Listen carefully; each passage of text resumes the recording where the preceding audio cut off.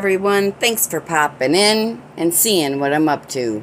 My name is Nikki, and we're going to continue. Here we go with our growing marijuana. This is going to be part 12. Aspirations of a higher yield and bigger business. Chapter 4, a professional ventilation system. The no-duct method works for a smaller operation, and for many growers is more than adequate. If you have a bigger budget and aspirations of a higher yield and bigger business, you need to invest a little more time and effort when it comes to ventilation. More plants means more oxygen and more lights. More lights means more heat. While you may have some space-age LEDs, HPS or MH lights will ultimately prove to be the most effective grow lights for your operation. Even LEDs can generate a significant heat buildup. This chapter throws away the no-duct method and takes an in-depth look at the construction of a professional ventilation system. This method is a little more involved, but takes solace in the knowledge that once you have your system assembled and running, it won't need much tinkering after this. Step 1. Gather your equipment and parts. In addition to your grow tent and exhaust fan, you need lengths of 6-inch ducting and clamps. Ducting can often be found in home improvement stores or hardware stores, and while it is often advisable to purchase grow tents and lights online, ducting is easiest to purchase in person. Often sales staff in brick-and-mortar stores can be helpful in selecting the right equipment and materials, though it probably isn't a good idea to tell them that you need the ducting to grow weed in your basement. The estimate of 6-inch ducting is based off the common 6-inch exhaust fan size, and 6-inch ducting is a commonly available size. If you have a different sized exhaust fan, then you should select appropriately sized ducting. Trying to rig 6-inch ducting to an 8-inch fan is just asking for trouble. Step 2. Get started with your whole growing setup by setting up your grow tent. Install the exhaust fan and carbon filter before installing the grow light. Oftentimes it's more difficult to set up the fan once the light is in place. Once those are in place, you can set up the grow lights. Depending on the configuration of your grow tent, you may need to secure them with rope ratchets. Don't plug anything in until you are ready to start growing. You still have a bit of work to do. Step 3. Now that you have your components in place, connect the relevant pieces with ducting. This means connecting the carbon filter to the light and the light to the exhaust fan. This is where your ducting clamps come into play to ensure a snug and leak-free fit. Outside of the tent, install the ducting that will carry the exhaust air out of the tent and outside. The end of this ducting could go out of a basement window or other vent. In the interest of discretion and stealth, some growers remove a window pane from their casement window and fill the space in with a board. Cut a hole in the board to fit the size of the exhaust ducting, often 6-inch diameter. In this instance, the vent to the outdoors looks like a dryer installation and nosy neighbors can't peek through the board to see into your basement growing operation. Black out any remaining glass with tape or paint. A truly devious grower could even install a plastic dryer vent cover over his grow tent's exhaust output to further disguise the true nature of the hose to any inquisitive passerby. It is important to run your ducting in a straight line whenever possible for best results. Add a little bit of slack or extra ducting inside the grow tent in case you need to change the spacing of your lights. If there is extra ducting anywhere, make sure to bunch it up with binder clips or similar. Make sure not to use any securing clips that can pierce the ducting, and when you do bunch it up, try to keep the airflow in a straight line for maximum exhaust efficiency. Step 4. Make sure that your intake port is open toward the bottom of the tent and that it is larger than the diameter of your exhaust duct.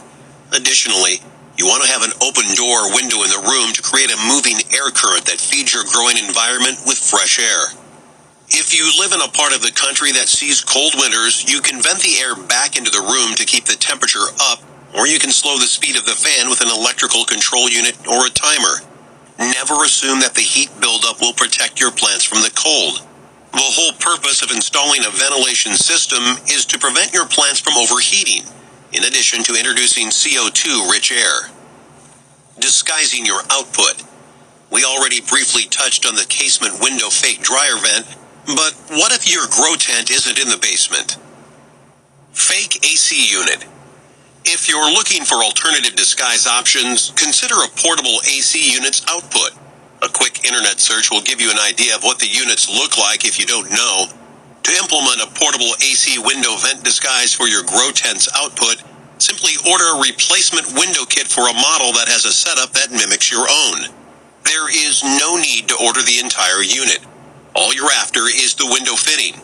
Once the piece arrives, simply fit your output hose to your replacement window unit, and to anyone outside, it simply looks as though you're using a portable AC unit. If your ducting isn't a good fit, you can use adhesive foam, tape, or glue to create a seal to fit your exhaust duct to the new replacement window unit. When using this method, you should get blackout curtains for the room. If your growing operation is on a ground floor, this additional precaution stops anyone looking in the windows from seeing your growing setup. Blackout curtains are regular curtains that have a liner sewn in that stops light, heat, and noise from escaping or entering your home through windows. Wicker blinds as a disguise. Wicker blinds do more than just offer a modern touch to your room. They allow air to pass through but maintain privacy for the occupants of a house. Perhaps you can already see why those attributes are an advantage for stealthy outputs. Step 1. Gather your materials. In addition to the wicker blinds, you also need a large section of thick foam and a large section of fluted polypropylene sheet, sometimes called twin-wall plastic sheet or corrugated plastic sheet. Home improvement stores or home goods stores stock wicker blinds, so find and install a set that fits your window. The other construction materials can also be found in home improvement stores or hardware stores. They are common home improvement materials. Step 2. Use the plastic sheeting and foam to build a structured base around the window. Cut the material to the size of the window and glue the two together. Using both super and hot glue gives you a solid result. Measure and cut a hole near the top that fits your ducting. Remember that hot air rises. Make sure that the hole goes straight through both pieces of secured material. From the outside, anyone looking at your window won't be able to see inside or where the output hose is. Due to the nature of the wicker, the air that the extractor fan draws out passes freely through the wicker undetected. Step 3. Mount your composite foam and plastic sheeting board on the window with duct tape and secure the ducting with duct tape. Once everything is in place, take a staple gun and add reinforcement to each of the taped areas, even where you have secured the ducting. Be careful not to puncture your exhaust line. The composite board of foam and plastic sheeting helps seal the output, is easier to work with and cheaper than wood, and has the added bonus of dampening the sound of your fan. This method is inexpensive and takes only the smallest amount of DIY ability. False windows.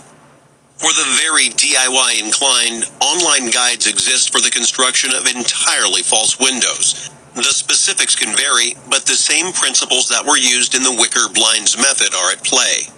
Using particle board lined with a foam backing, create a sheet that fits inside the window. Cut 1 or 2 holes, one high, one low, for exhaust intake, and build small vents over the holes. Then outfit the outside facing side of the false window with curtains and mount the whole unit. These are elaborate and permanent options for the professional grower. The previous 2 window configurations or the dryer vent configuration are both cheaper and easier to accomplish, but if you are dedicated, a simple internet search yields detailed instructions to build your own false window. Remember that your grow tent's output is warm and moist. No matter how stealthy your setup is, it may not be prudent to execute your hidden exhaust port in a window that faces the street. A cold morning or winter day could give away the location of your exhaust port with a plume of visible condensation or an icy drip down your window. And that's where we're pausing today. Chapter 5. Using At least I thought I was. I'll let this other chapter go ahead. Chapter 5. Using carbon dioxide enrichment methods. You already know that plants need CO2 for their growing processes, and you know that when they use up all of the CO2, they can choke on the oxygen, O2, that those same processes produce. For many growers, CO2 enrichment simply isn't necessary. Their standard ventilation systems are more than adequate enough to refresh the air while they remove heat buildup. So far, you have learned about the open-loop ventilation systems, or systems in which air is moved through the system and the growing environment. Cool air is drawn in through an intake via negative pressure and expelled by the exhaust fan. The cycle continues indefinitely, and the air entering the system is always new air. In a closed-loop system, on the other hand, air is returned to the growing environment. If there is little to no fresh air, then the CO2 in the frequently recycled air is consumed very quickly, and the oxygen-rich air chokes your plants and your profits. Keep in mind that closed-loop systems with CO2 enrichment systems are for the most serious growers. Many home growers or growers with small operations are just fine without CO2 enrichment. That being said, closed-loop systems provide the highest grade and most potent cannabis available today. If you have aspirations of becoming a medical supply grower or of having buds that are truly apart from the competition, then closed-loop systems are the way to go. The concentration of carbon dioxide in the air that we breathe is normally around 300 ppm, parts per million. The optimum concentration for the growth of medical cannabis is around 1,500 ppm, levels that could prove dangerous for people to breathe directly. Additionally, concentrations approaching 2,000 ppm have been demonstrated to reduce plant growth, so there is such a thing as too much of a good thing. When using a closed-loop system, it is absolutely imperative to seal your growing environment to avoid dangerous levels of CO2 leaking out into the surrounding environment. Carbon dioxide is not a poisonous gas, but an environment that is rich in CO2 prevents the normal absorption of oxygen into your lungs and bloodstream, meaning if an enclosed space is too carbon dioxide rich, any humans in that space will asphyxiate. Determining your CO2 needs. Carbon dioxide is a colorless, odorless gas, so the only way to verify its concentration in the air is to use a meter. Carbon dioxide meters are relatively inexpensive and can be found at plant or hydroponic stores, or online, of course. Consistent readings from your CO2 meter are the only feedback you have to determine if your system is correctly enriching the air, and if your carbon dioxide needs calculations are correct. The amount of CO2 a space needs is a function of the size of the space itself. To determine your CO2 needs, start by calculating the volume of your growing environment. This is the same formula you used before when calculating the CFM needs of your extractor fan. Length times width times height. Then multiply the volume of the space by a factor of 0.0015. The resulting value is the amount of cubic feet, CU feet, of CO2 you will need to enrich the atmosphere of your growing environment to the desired 1,500 ppm. Let's look at an example using a room that is 10 feet by 10 feet by 8 feet. 10 times 10 times 8 equals 800 cubic feet. 800 times 0.0015 equals 1.2 cubic feet of CO2. The resulting 1.2 cubic feet of CO2 is the amount of carbon dioxide that you need to introduce into the air over a 24-hour period. That value doesn't help much by itself, but keep this equivalency in mind. 1 pound of CO2 expands to roughly 8.5 cubic feet. Those of you who have played paintball are familiar with the measurement of CO2 in pounds. When carbon dioxide is pumped into a pressurized tank, it condenses until it becomes a liquid. It changes because of the pressure in the tank, so once the liquid CO2 has a chance to expand, it rapidly evaporates back into a gas. Now, consider an open-loop system and how the air inside your grow space is changed once every 1 to 3 minutes. If you were pumping CO2 into that environment, it would be changed out so frequently that you would be literally blowing your money out the window. In order to create a consistently enriched environment, you must seal the whole system. That way the plants have a chance to utilize the CO2. Before you learn how to create your own closed system, here's a look at some methods of carbon dioxide enrichment.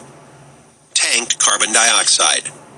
Bottled or tanked CO2 is by far the most effective method of introducing carbon dioxide into your growing environment.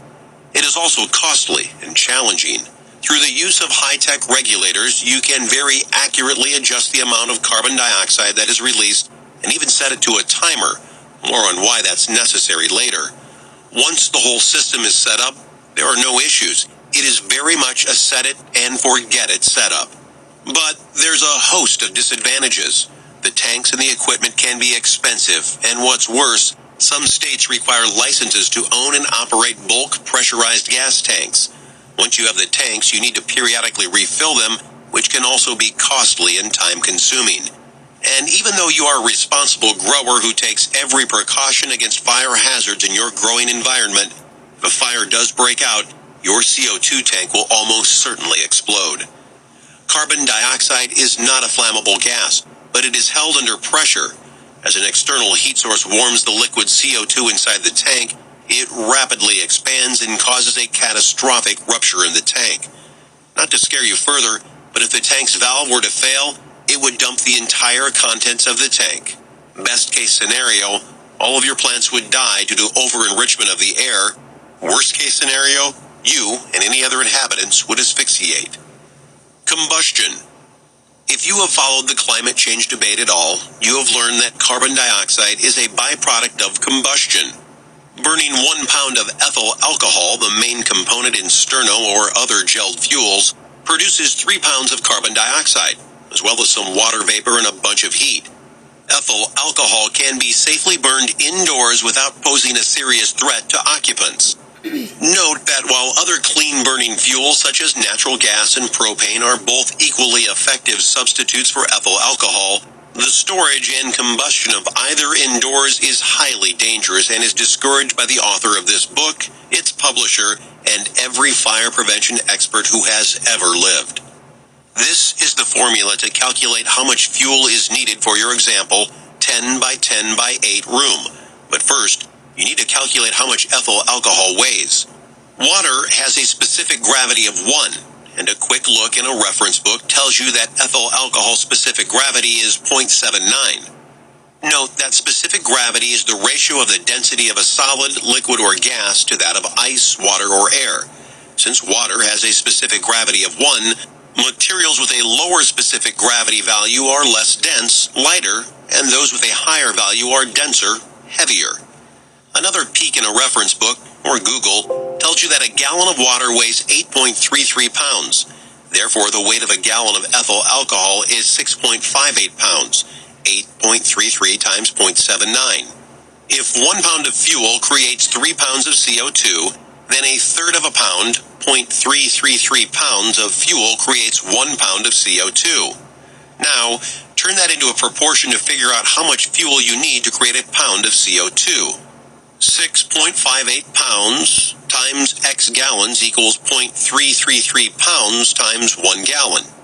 X equals 0.33 divided by 6.58X equals 0.051 gallons. Again, a reference book tells you that a gallon equals 128 fluid ounces. Therefore, 0.051 times 128 equals 6.48 ounces. Based on your calculations, you need a little less than a cup of ethyl alcohol, 6.48 ounces is a little more than 3/4 of a cup, to keep a 10 by 10 by 8 space enriched. Portable stoves, heaters, and Bunsen burners can also be potential carbon dioxide sources. Note that you needed 1.2 pounds of carbon dioxide for your example room, but for the simplicity of demonstration, that need was rounded off to 1 pound. Always follow manufacturer instructions when burning ethyl alcohol indoors. Always follow all printed warnings. Always use common sense when appraising potential fire hazards. It is a smart practice to keep a fire extinguisher handy when burning volatile combustibles indoors. This method has the advantage of being relatively inexpensive, and it relies on easily obtained equipment and fuels, but as always, exercise extreme caution when burning combustibles indoors. Fermentation. The beer aficionados out there know what I am talking about when I say that carbon dioxide is a byproduct of the fermentation process. The same process that provides carbonation for beer, champagne, and old-timey sodas can produce carbon dioxide gas for your growing environment. Reference books tells you that a pound of sugar ferments into approximately a half pound of ethyl alcohol and a half pound of CO2. Say that you have a standard-sized kitchen trash can that holds roughly 16 gallons. If you assume that the container produces roughly half alcohol and half CO2, then the container will consume 1.16 pounds of sugar every 4 hours. This equates to roughly a pound of sugar consumed per day. Additionally, assuming that not all of the sugar is converted, you will use 45 pounds of sugar every 6 weeks. To get your fermentation-based CO2 generator up and running, take a look at the following steps. Step 1. Mix together a pinch of yeast. Brewer's yeast is available at many supermarkets. 12 ounces of warm water and a half cup of sugar. Keep the entire concoction warm and covered until bubbles form. This takes roughly 24 hours. This solution will be used to inoculate your larger bin of sugar. Step 2. The next step is to dissolve 3 pounds of sugar per gallon of boiling water. You can use as much or as little sugar and water as you'd like for this mixture, but don't overdo it. Read on and adjust your dissolved sugar mixture to reflect the size of your container. Cool the mix to 80 degrees Fahrenheit before adding the yeast. Any hotter and they will be killed off. Make sure that your container has a tightly fitting lid. Equip the lid with a hose to vent the fermentation-created CO2 gas towards a fan for distribution into the space. As pressure within your fermentation container builds, it forces the CO2 out of the hose and into your growing space. Please note, both the canister and the lid should be cleaned with hot soapy water and thoroughly rinsed before use as a fermentation chamber. This kills off any competitive wild yeast or unwanted bacteria that may be present in the container. Step 3. To get your fermenting bin started, fill the container a little more than half full, or 10 gallons of water and 30 pounds of sugar. As the chemical reaction progresses, add another gallon of water and 3 pounds of sugar each week. In order for your yeast to survive, the fermentation bin must remain at 80 to 85 degrees Fahrenheit, otherwise your precious yeast will die. Step 4. To monitor the activity of your yeast and to prevent contaminants from entering the bin, create a fermentation lock. A fermentation lock can be created by placing the end of your CO2 venting hose into a glass of distilled water. The bubbling water is an indicator that the carbon dioxide producing reaction is still ongoing in the fermentation bin, and it also prevents unwanted bacteria from entering through the venting hose. Keep in mind, your fermentation bin needs to be replenished every 6 weeks or whenever the bubbling in your fermentation lock slows. Believe it or not, the progression of your fuel, sugar, can be determined via a simple taste test. If the mixture in the bin tastes sweet, there is still sugar left in the water, and the fermentation reaction should continue. If the taste is dry or tastes like wine, then the bin is mostly alcohol and replenishment is needed. As a side note, don't worry. No one has gotten sick from tasting the output of a fermentation bin. While a contaminated brew may taste pretty foul, it won't make you sick. Also, take a page out of the brewer's book and use corn sugar instead of refined cane sugar. Corn sugar is less expensive, just as effective if not more so, and available at home brewing shops. Grower be warned, however, fermentation can have some pretty funky odors if it gets contaminated. Washing your equipment every time you replenish the sugar and keeping everything capped helps decrease the chances of contamination. While the fermentation option is cheap and effective, it is very difficult to regulate the output of CO2. Use your carbon dioxide meter to regularly check the CO2 levels of your growing environment to ensure that your fermentation generator is doing its job. Other benefits of CO2 enrichment. Because CO2 enrichment requires a closed-loop system, it is a much higher security setup than traditional open-loop options. There is no concern about venting air outdoors, and there are fewer odor concerns regarding smells that may escape your sealed growing environment. This means no nosy neighbors to report any odd odors or any red flags raised by an odd exhaust vent. For the environmentally conscientious grower, it is important to note that any enrichment systems that you may use that generate new carbon dioxide contribute to your carbon footprint, though many of these systems have a minuscule net impact. Using a bottled or tanked carbon dioxide system is the greenest way to grow in the sense that it does not increase the next carbon dioxide output.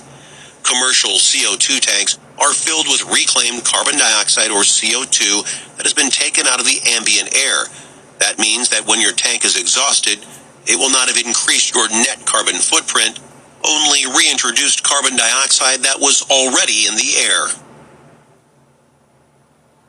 And that's where we're pausing today. Thanks for stopping by and seeing what I'm up to. Be kind to one another. Life is way too short. This is Nikki B, signing off.